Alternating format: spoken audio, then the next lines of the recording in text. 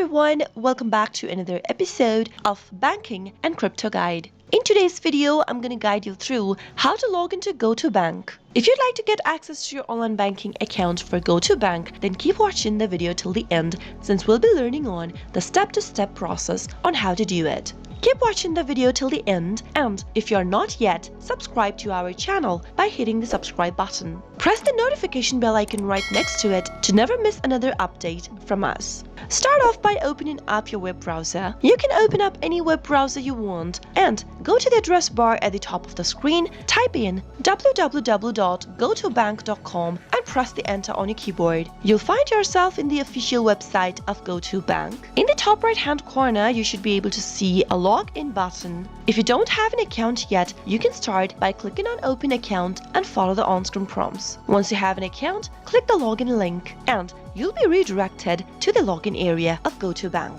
Start by entering your email address into the first text box where it says email address. Make sure to enter the correct email address, and once you are done, head over to the next field, type in the password correct for your bank account. Make sure to double check your password by clicking on this little eye icon at the right corner. If you'd like the system to remember your credentials, you can check this Remember Me box before moving on. But if you're using a public device or a shared computer, leave it unchecked before logging in. In case you've forgotten your password or your email address and you don't know what to do next, you can simply click on the Trouble Login In link beneath the login button and follow the on-screen prompts to look for your email address or to reset your password. Finally, after you're done entering your credentials and you're ready to log in, click the login button in blue and you'll be logged into your Go2 online banking account right away. I hope the tutorial was helpful to you. If it was, go ahead and give us a thumbs up.